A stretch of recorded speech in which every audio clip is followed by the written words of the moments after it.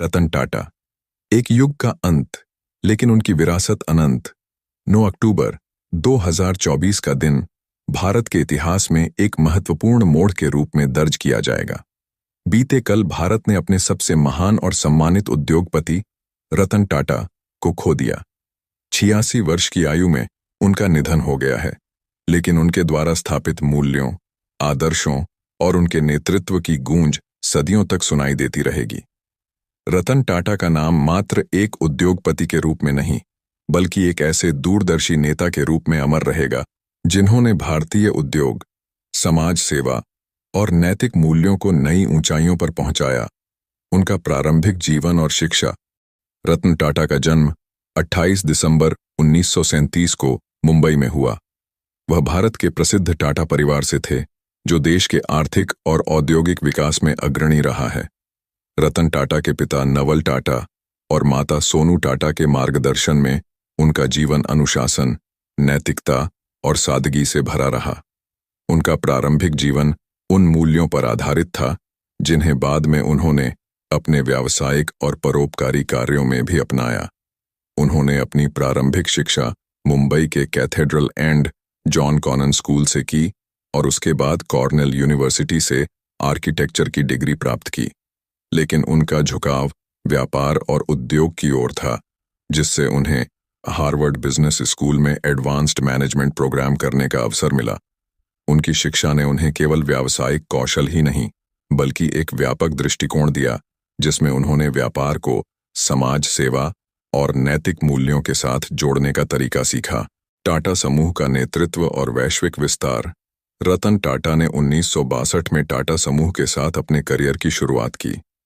उन्होंने टाटा स्टील में एक साधारण कर्मचारी के रूप में काम करना शुरू किया, जहां उन्होंने उत्पादन के फर्श पर काम किया और वहां की वास्तविकताएं समझीं। इससे उन्हें समूह के आंतरिक कार्यों की गहरी समझ मिली और उन्होंने अपने कर्मचारियों और सहयोगियों के साथ मजबूत संबंध बनाए। 1991 में रतन टाटा ने टाटा समूह का नेतृत्व संभाला। उस समय समूह का ढांचा बहुत विविध और बिखरा हुआ था। उन्होंने इसे संगठित करने के लिए कई रणनीतिक कदम उठाए और इसे एक वैश्विक ब्रांड के रूप में स्थापित किया। उनके नेतृत्व में टाटा समूह ने कई अंतर्राष्ट्रीय अधिग्रहण किए, जिनमें सबसे प्रमुख जगुआर, लैंड रोवर और कोरस स्टील का अधिग्रहण शामिल था। इन अधिग्रहणों ने टाटा समूह को एक नई वैश्विक पहचान दी और उसे अंतर्राष्ट्रीय प्रतिस्पर्धा में शामिल किया। लेकिन रतन टाटा के नेतृत्व का सबसे बड़ा योगदान यह था कि उन्होंने हमेशा टाटा समूह के मूल्यों और सिद्धांतों को प्राथमिकता दी। उन्होंने कभी मुनाफे को नैतिकता से ऊपर नहीं रखा और हमेशा इस बात का ध्यान रखा कि टाटा समूह का हर कदम समाज के हित में हो। टाटा नैनो और आम आदमी का सपना।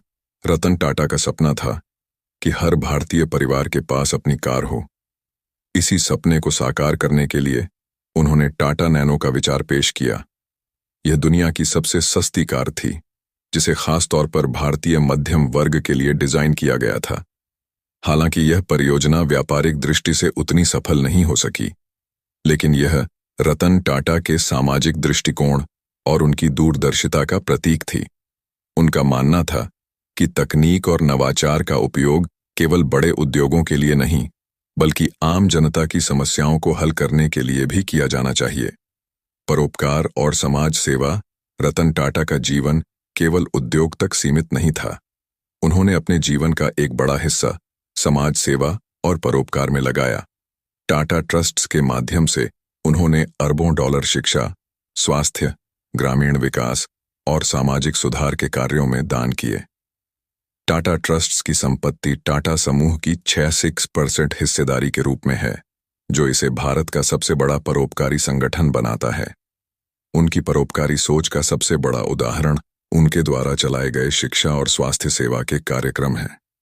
उन्होंने ग्रामीण इलाकों में शिक्षा की गुणवत्ता को सुधारने और स्वास्थ्य सेवाओं को बेहतर बनाने के लिए कई योजनाओं का समर्थन किया। उनका मानना था कि व्यापार का उद्देश्य केवल मुनाफा कमाना नहीं होना चाहिए, बल्कि समाज के उत्थान में भी योगदान देना चाहिए। व्यक्तिगत जीवन और सादगी। रतन टाटा का व्यक्तिगत जीवन सादगी और विनम्रता का प्रतीक था। उन्होंने कभी शादी नहीं की और 4 बार शादी के करीब पहुंचने के बाद भी उन्होंने जीवन भर अविवाहित रहने का फैसला किया।